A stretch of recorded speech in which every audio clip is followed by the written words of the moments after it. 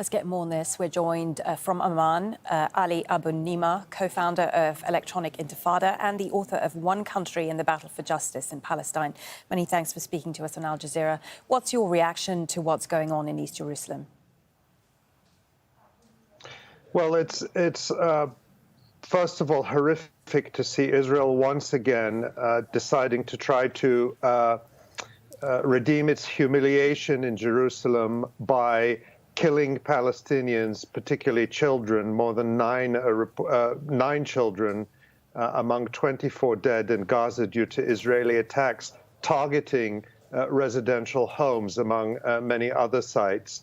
And let's recall what happened, that Israel thought that it could impose its will on the people of occupied East Jerusalem by mounting an unprovoked assault on worshippers at al-Aqsa mosque in order to crush Palestinian resistance in the city and allow settlers to force their way through occupied East Jerusalem, as they often do, chanting death to the Arabs and Muhammad is dead.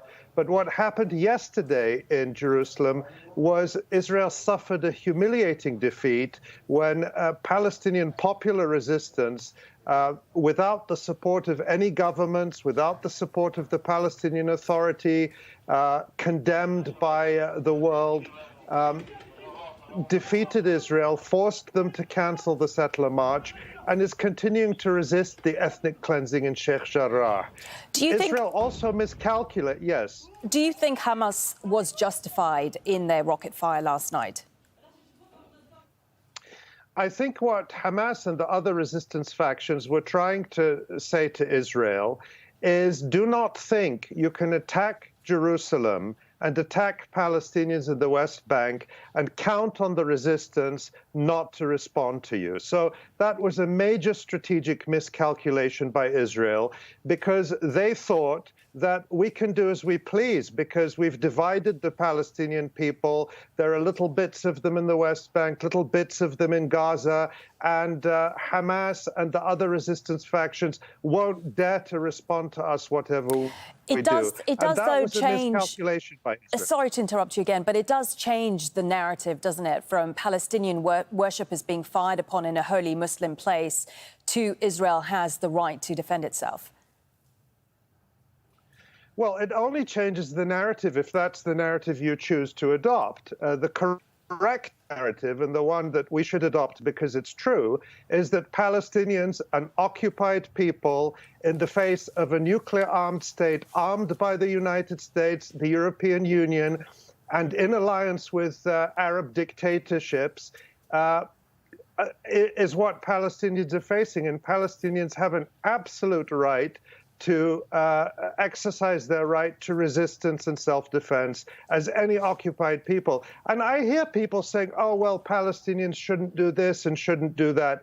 That's very easy to lecture Palestinians if you're not the one in the firing line, if you're not the ones being attacked by occupation forces in your holy sites, if you're not the ones being expelled from your homes so that death-chanting Israeli Jewish settlers can take your place, and if you're not the one who, time after time, year after year in Gaza, is watching your children being killed by F-16s and US-supplied missiles and warplanes. So the Palestinians have a right to self-defense and resistance, and there is absolutely no moral equivalence whatsoever between a nuclear-armed apartheid regime attacking and killing and oppressing the people it's occupying and displacing, and on the other hand, those people resisting with the means they have.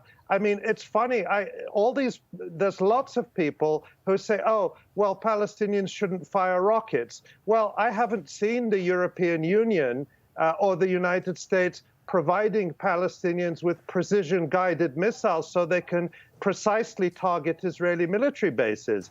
And the same people who object to any form of military resistance by Palestinians also object to nonviolent resistance like boycott, divestment, and sanctions. So people who quibble like that and who find excuses to condemn an occupied people for resisting are people who would like Palestinians to die quietly while Israel does what it wants to them. And I include in that especially the Arab regimes and dictatorships who celebrated their marriage to Israel's occupation and apartheid regime over what they thought was the dead body of the Palestinian cause. And what we've seen again is no matter how much these corrupt dictatorships and the European Union and Canada and the United States unite to try to crush the Palestinian cause, the Palestinian people are determined to win their freedom, and that's what we're seeing.